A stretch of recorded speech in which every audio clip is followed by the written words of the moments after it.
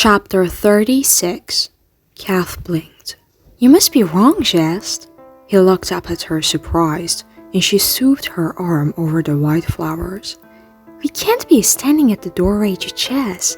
We're sitting after all." This time, both cheeks dimpled. "So we are." He pointed at the wall of shrubs on the other side of the glen. They were, she realized, surrounded by a hedge on all sides, without any opening so far as she could tell. "You can't see it now, but this is the entrance to a great maze. If the sisters allow it, the maze will open, and you can pass through to the looking glass. Beyond that..." Kath searched the wall of green leaves and wild branches and pale wildflowers. She imagined it. The narrow corridors that wound back and forth, the living walls that played games on mind-weary travelers. In its very center, the looking glass, the door to chess, she said. "The looking glass leads to the lands of chess." He nodded. "The red and white queendoms." She turned her focus back to him, inspecting his profile, sharp nose and a smeared coal, and unruly dark hair. "Why are you here, Jest? Why did the White Queen send you?" He grimaced and again faced away from her. "Please don't ask me that." She leaned back, more intrigued than ever. "Why not?" "Because things are different now. You've changed everything." She twisted her lips to one side and pondered a while before asking, "Do you mean I've changed your mission? Or your thoughts toward it?" "Both." He started picking at the grass, considering his words. He snapped the stem of a blue flower and twirled it between his fingers. "You live in a peaceful kingdom.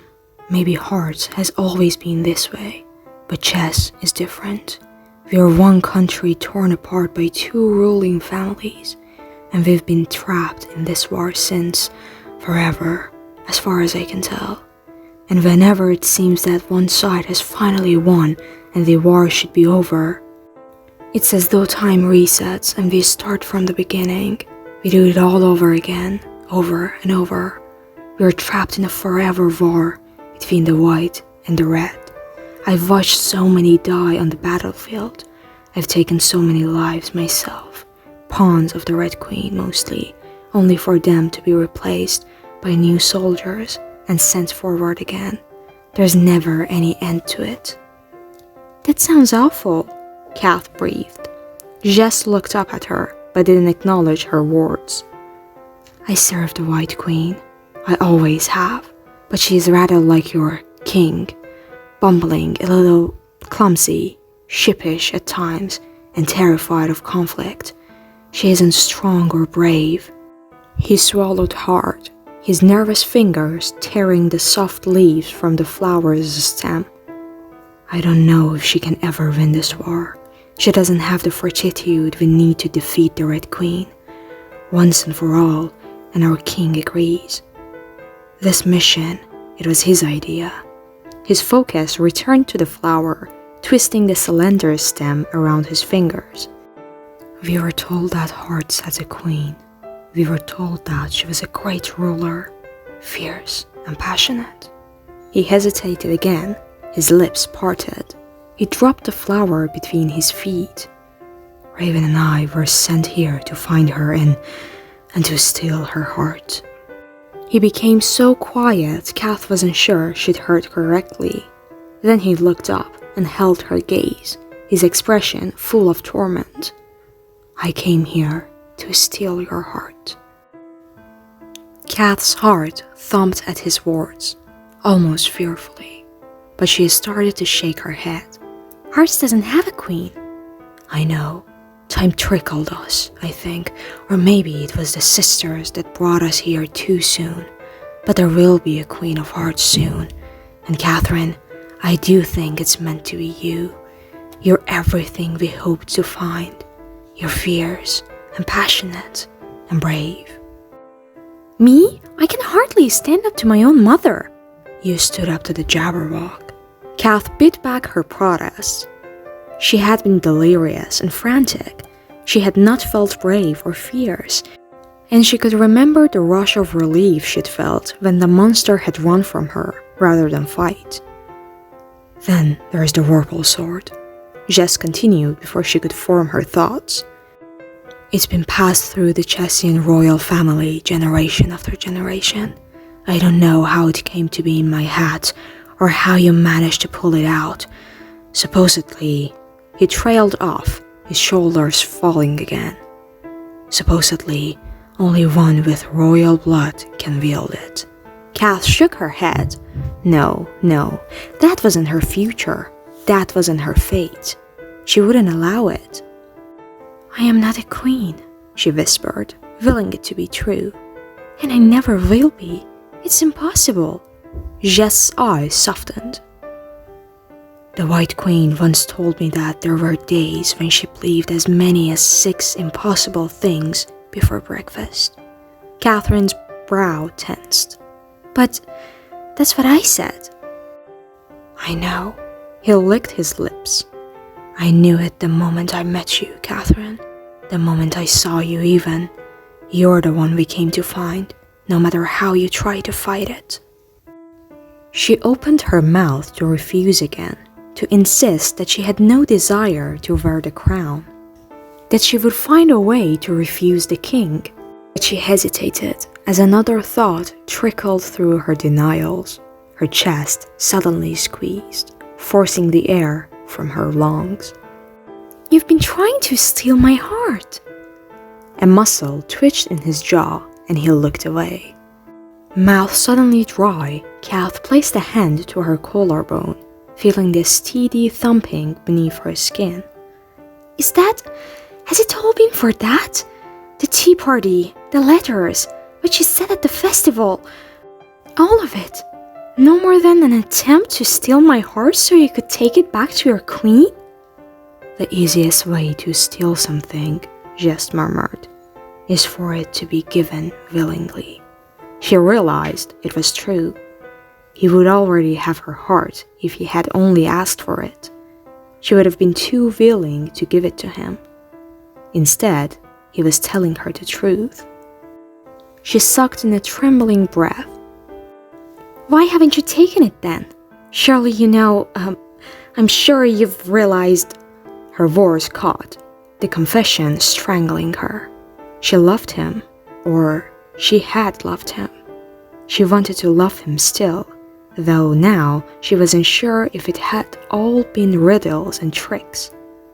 Jess sounded miserable, and was still unwilling to look at her when he said, You're not yet the queen, and I was sent to take the heart of a queen. Tears misted her eyes. That's why you've been pushing me to marry the king, and all the while, she sniffed and launched herself to her feet, glad there was no residual pain left from her ankle. She felt off balance, though the bare toes of her foot pressing into the soft ground. She spun to face Jess, though she could see only the top of his head, his back hair hanging over his brow, his shoulders slumped and defeated.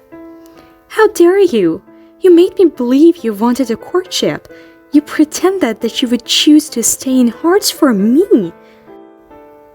My heart is not a game piece to be played and discarded at will. He lifted his head at this, his golden eyes full of distress. You're right, it isn't.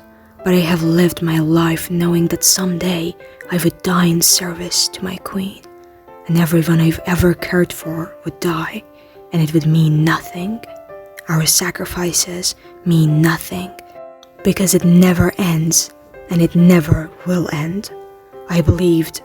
He dragged a hand through his hair, shaking his head. I believed this was the only way to end the war. I still believe that. She folded her arms over her chest. I am sorry then, Sir Joker or Rook or whatever you are. Your mission has failed. I will never be the Queen of Hearts. His expression twisted, with agony, with hope. I cannot tell you how much I want that to be true. She frowned. Why? Because you want to fail? because I don't want to hurt you." He opened his hands, palms held toward her, pleading. "Don't you understand? My role has been compromised since that first night in the gardens. I don't want you to marry the king.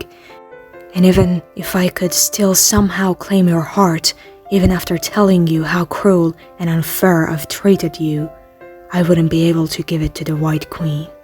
Catherine, I don't want your heart to belong to anyone but me." He groaned and fell back onto the grass, covering his face with both hands. "It wasn't supposed to happen this way. Hatter and Raven saw what was happening even before I did. They tried to warn me. They told me to protect my own heart, but it's too late now, and I've ruined everything.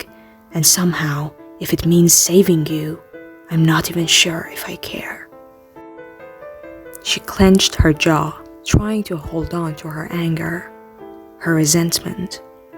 She took a step closer so she could stare down at him, scowling.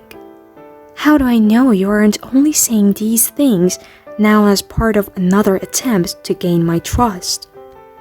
He chuckled, but there was no joy in it. His hands fell to his sides.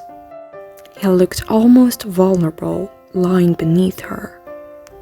Her nerves tingled with the absurd and unwarranted fantasy of curling up beside him, tucking her body along his side, staying there forever. "You don't," he said, propping himself up on his elbows. "Don't give your heart to me, Catherine. I don't deserve it, but..." His voice turned strained. "Don't give it to the king either. He may deserve it even less." "Does he?" she barked. "At least he has been nothing but honest with me." "That's true, but I'm sure he doesn't feel as strongly as I do." She held his gaze and let her breathe out slowly, slowly, her crossed arms a shield between them. Finally, she sat down again, draping her skirt over her crisscrossed legs. "You have nothing to fear then. I am not going to marry the king. I am going to open a bakery." Jess sat up and folded his long legs, facing her. "A bakery?" "That's right. Marianne and I have been planning it for years, and we are close now to making our dream a reality." It was only a partial lie. Though her attempts had failed so far, no contest prize, no dowry money, no loan from Hatta, she now felt more certain than ever that she had to find a way. She would not allow fate to trick her out of this dream. "So you see, you've been wasting all your efforts on me. I suppose you will have to wait and see what other girl the king chooses, and set about charming her instead." She didn't bother to bury the sore note in her words. Jess flinched, and she was surprised at how much the small motion pleased her. "A bakery," he said again. "And your parents approve of this?" "Of course not, but I'm not going to let that stop me. It's my life, after all." "But you would no longer be gentry. You would have to give up everything." She glowered. "Don't imagine you can tell me anything I don't already know. I have given this much more consideration than you have." His gaze turned intense, peering into her as if he expected to find a weakness in her plan. She seemed to have rendered him speechless. When the silence has dragged on for so long, Kath found herself in danger of telling him everything. The fight with her parents, the deal she'd struck with the Duke, even how she'd gone to Hatta for help, which now, knowing his ulterior motives, seemed painfully naive. Catherine instead straightened her spine and forced herself to say, "I would ask you to take me home then. As you said, everyone will be worried, and I'm sure you must have much to do. Finding another heart to steal, stopping a war, and all of that." She still did not move. He didn't either. Instead, Jess said, "Once you have your bakery," as if long minutes hadn't dragged on since she'd made this confession to him, "then you're no longer in danger of me." Would there be any way? Her pulse began to flutter, but she tried to keep her expression blank. She waited, not daring to hope, not even sure that she should hope. Just licked his lips. I understand if you'll hate me forever, but if there were any way you could trust me again. No more lies, no more tricks. His knuckles whitened, his fingertips pressing into his knees. Kath found herself staring at those hands. The lithe fingers, tight with tension, showing more than his face would allow, telling her more than his words. She was hoping, still hoping, no matter if she should or not. She cocked her head to the side, and though she wanted to be flippant, she couldn't. Are you suggesting you would still want to court me, Sir Joker? A lowly baker with no hope of being the queen? More than anything in this world, Lady Pinkerton. Her traitorous heart stuttered. What of your mission? If there is no queen, there is no mission. And if the king should marry someone else, another girl with a heart like yours, she doesn't exist. Not here in hearts. I'm sure of it. Her brow knit together. What of the White Queen? What of the war? Jess shrugged helplessly. We could do nothing before, and we can do nothing now. His shoulders sank.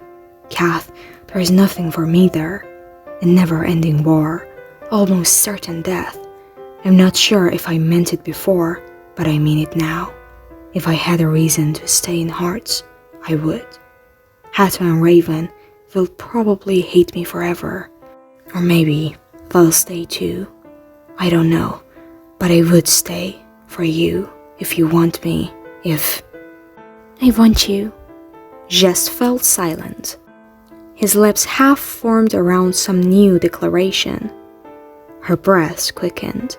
Her body hummed with nervous energy, renewed uncertainty, but there was no taking the words back, and she wasn't sure she wanted to. You have my heart, Jess. I don't know if you deserve it or not. I can't tell if you're a hero or a villain, but it doesn't seem to matter. Either way, my heart is yours. He stared at her, his eyes wide, burning, stunned. Her heart continued to pound. Her words hung in the space between them. Finally, Jess whispered, Now that you've said that, you must promise me you will reject the king. I promise, she said, without hesitation. Relief washed over him. Then he was on his knees, reaching for her hands. She gave them willingly, and his lips were on her fingertips, brushing over each one. Catherine, he said, breathing her name into her palms. Dear Catherine, I have wanted to kiss you from the moment you awoke in that rose garden. She licked her lips, a reflex, the result of 100 daydreams. 100 daydreams about him. The glen was quiet, but for the drum of her heart. Kath could imagine it, everything about it, his lips, his arms, his body pressing her back onto the soft grass, the golden light of a timeless day cascading over them. She curled her fingers over his. Kiss me, then. She offered no resistance when he pulled her on her knees, trapping their interlaced fingers between their bodies. His nose brushed against hers. My heart is yours, he whispered, sending a chill down her spine. The corners of her lips lifted, in anticipation, in joy. Do be careful, Sir Joker, she said, remembering Hatta's riddle. A heart once stolen can never be taken back. I know, he said, and kissed her, soft at first. But I'm giving it to you willingly. Another kiss, hesitant, growing bolder. Catherine, he murmured against her, you taste like treacle. Catherine whined, delirious once more, and pulled him down onto the grass.